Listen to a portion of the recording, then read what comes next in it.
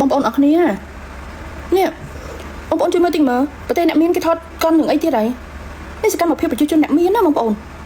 ហើយមើលទៅអូយសម្ដែងប៉ិនសម្ដែងមែនតើណាបងប្អូនអរគ្នាមានដាក់តម្រងជួស្បែកជើងអីជួដើម្បីសម្គាល់ថាលេខរៀងរបស់ខ្លួនឯងចូលនៅលេខរៀងណាចារឿងនេះគឺកំពុងតែកើតឡើងនៅក្នុងប្រទេសសៀមហើយក៏ជាព័ត៌មានល្បីមួយដែរដោយសារតែរាជរដ្ឋាភិបាលសៀមគេបានបង្កើតកម្មវិធីមួយដែលមានឈ្មោះថាថៃជួយថៃផ្លាស់ចាកម្មវិធីនេះដែរគឺរាជរដ្ឋាភិបាលសៀមគេនឹងប្រគល់លុយទៅឲ្យប្រជាជនសៀមណាដែលបានចុះឈ្មោះតន់ជាមួយនឹងកម្មវិធីនេះមិនមែនបានទាំងអស់គ្នាទេណាបងប្អូនទើបបានធ្វើឲ្យប្រជាជនសៀមវាអ្នកខ្លះងើបតាំងពីម៉ោង3ម៉ោង4ទៀបភ្លឺឈរចាំរហូតដល់ម៉ោង3 4ល្ងាចក៏មិនទាន់បានចុះឈ្មោះអ្នកខ្លះវិញឈរឆ្លោះគ្នាដោយសារតែមកឈរជាជួរដាក់ស្បែកជើងតម្រងជួរតំណាងឲ្យខ្លួនឯងហ្នឹងច្រឡំជួរវិវ័យគ្នាខ្លាយជាទីលានប្រយុទ្ធនៅកន្លែងហ្នឹងបងប្អូនហើយសម្រាប់ចាស់ខ្លះវិញដើម្បីតែគូប៉ុង 4000 បាតហ្នឹងគឺគេសកត់ក្បាលដូចវេទនាមើលខ្លាំងមែនទែនបងប្អូនអរគ្នាវាគឺជារឿងមួយដែលកើតឡើងនៅក្នុងប្រទេសសៀមបច្ចុប្បន្ននេះដែលរាជរដ្ឋាភិបាលសៀមហ្នឹងគេបានធ្វើរឿងមួយដែលគេចង់ជួយប្រជាជនគេដែលកំពុងតែជួបភាពខ្វះខាតនៅក្នុងប្រទេសដែលគេនិយាយថានេះគឺជាគំនិតមួយដែលគេកំពុងតែជួយស្ដារសេដ្ឋកិច្ចប្រទេសសៀមឲ្យឡើងមកវិញចាបងប្អូនអរគ្នាសម្រាប់កម្មវិធីនេះដែរគឺប្រជាជនសៀមត្រូវតែចុះឈ្មោះនៅក្នុង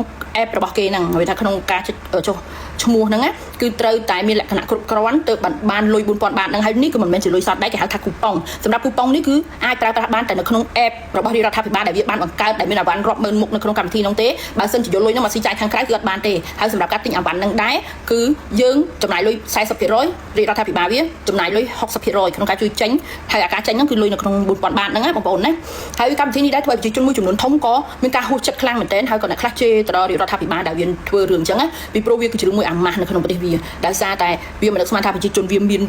ភាពលំបាកមកដល់ចំណុចហ្នឹងទេដល់ថ្នាក់មកឈរហាក្តៅហាផ្សែងដើម្បីតែគូប៉ុង 4000 បាតហើយការទិញអាវ៉ាន់ក៏ដោយក៏មិនមែនមានសិទ្ធិសេរីភាពក្នុងការចំណាយលុយ 4000 បាតហ្នឹងទេតោះតែចំណាយលុយខ្លួនឯងហើយនឹងជាមួយនឹងគូប៉ុងទិញអាវ៉ាន់ក្នុង app ទៅបានប្រើប្រាស់បានហើយមនុស្សចាស់ទាំងអស់គ្នាបងប្អូនអរគ្នាអ្នកខ្លះវិញខ្យល់ចាប់អ្នកខ្លះអីអានេះគឺជាសភាពការដែលកើតឡើងក្នុងប្រទេសសៀមបន្ទាប់ពីវាបើកសង្គ្រាមឈ្លានពានលើដីខ្មែរយើងធ្វើឲ្យវិនិយោគទុនធំនាំគ្នាខ្លាយរអាក្នុងការបោះដើមទុនក្នុងប្រទេសវាអ្នកខ្លះគេក៏បានដកដើមទុនចេញពីប្រទេសវាដើម្បីស្វែងរកទីតាំងថ្មីដែលជាប្រទេសមួយមានសន្តិភាពចឹងណាហើយនេះក៏ជាលទ្ធផលទៅតែចាប់ផ្ដើមសម្រាប់ប្រទេសជាតិវាទេបងប្អូនអរគ្នាសេដ្ឋកិច្ចនៅក្នុងប្រទេសសៀមដាំក្បាលពិបាកហើយលេងលឺហើយ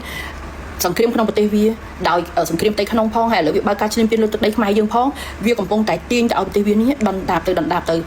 ៅបងប្អូនពាក្យសម្ដីរបស់ប្រជាជនវាដែលតែងតែមើងងាយមកលើប្រទេសជាតិយើងគេហៅថាកម្ពុជាមានពិតបងប្អូនចាំមើលវាតែងតែដៀលយើងថាជាប្រទេសក្រលហេមលហាមប្រទេសអ្នកសុំទានតែបងប្អូនមើលសភាពប្រជាជនវាត្រឹមតែកណ្ដាស់គូប៉ុងមួយសន្លឹកដែរមិនមានសិទ្ធិក្នុងការទិញអីទេដាក់បានតែនៅក្នុង app មួយហ្នឹងទេមិនមែនផ្ញើចូលកុំខ្លួនឯងណាគឺក្នុង app មួយហ្នឹងទិញអាវ៉ាន់ទើបបានអាចចំណាយលុយនឹងបាននៅក្នុងការទិញជាមួយនឹងរាជរដ្ឋាភិបាលទៀតហើយលុយនេះដែរក៏គេដកពីស្អីគេពន្ធរបស់ប្រជាជនវាទេមិនមែនលុយអ្នកមានណាមកបង្កើតកម្មវិធីហ្នឹងទេគឺរាជរដ្ឋាភិបាលដកលុយពន្ធប្រជាជនខ្លួនឯងហ្នឹងយកមកចំណាយហើយស្រែកថាដូចជាខ្លួនឯងនឹងជួយប្រជាជនអញ្ចឹងកាត់បន្ថយភាពក្រីក្រលទ្ធផលនៃការដែលពួកវាស្រែកឃ្លានសង្គ្រាមហ្នឹងគឺនឹងកំពុងតែហុចផ្លែផ្កាឲ្យពួកវាហើយណាបងប្អូនអ្នកពួកมึงគូមិនน่าเชื่อណាว่าสภาพแบบนี้เกิดขึ้นในประเทศที่พวกมึงอดหนักว่าเป็นประเทศคนรวยอะประเทศซีวิไลทำไมยืนในสภาพนี้ได้วะพวกมึงแสดงหนังหรือก็ยังไงเนี่ยบอกกูด้วยดิพวกมึงแสดงหนังเหรอคะโอ้โหกูไม่น่าเชื่อว่ะเนาะ บางคนก็ขนาดมายืนต่อคิวนี่แล้วก็จะตีกันอีกเพื่อจะได้รับเงิน 4,000 แล้วเงิน 4,000 เนี่ยก็เอาไปใช้จ่ายโดยอยากซื้ออะไรก็ไม่ได้อะซื้อได้แต่สินค้าที่รัฐบาลมันกำหนดไว้ ดูสภาพแล้วเนาะกูไม่น่าเชื่อเลยว่ะมันอาจเกิดขึ้นได้ในประเทศศรีวิไลเนี่ยก็พวกมึงออกมาอดนาทุกวันไม่ใช่เหรอว่าพวกมึงเป็นประชาชนรวยมากแล้วไงทำไมอ่ะมีสภาพแบบนี้เกิดขึ้นในประเทศพวกมึงวะ พวกมึงแสดงนั้นนี่กูมาบอกนะอันนี้เป็นผลจากการที่พวกมึงกระหายสงครามยังมีอีกเยอะพวกมึงเชื่อกูแล้วกูก็มาเตือนสติพวกมึงอีกทีนะคะไม่มีนักลงทุนที่ไหนที่เขาเอาเงินของเขาเนี่ยมาลงทุนในประเทศที่กระหายสงครามอย่างพวกมึงรอมึงเข้าใจนะพวกมึงรอรับชะตากรรมนั้นพร้อมกันทางประเทศเลยนะคะเพราะว่าการที่พวกมึงกระหายสงครามสนับสนุนให้พวกทหารสันดานโจรเดรัจฉานพวกมึงมาปล้นดินแดนของกูพวกมึงรอดูนะว่าประเทศพวกมึงจะยืนในจุดไหนการที่พวกมึงอยากชิมรสชาติจากการที่มีสงครามในประเทศมันจะมีสภาพแบบไหนพวกมึงรอดูถ้ามีสงครามรอบ 3ไม่ว่าประเทศพวกมึงกับประเทศของกูมันจะเละเหมือนกันค่ะแล้วพวกมึงมีได้เตรียมตัวเสร็จหรือยังในการที่พวกมึงอยากให้ประเทศพวกมึงลงกับสงครามสำหรับพวกกูเป็นประชาชนខ្មែរพวกกูเตรียมพร้อมเสร็จแล้ว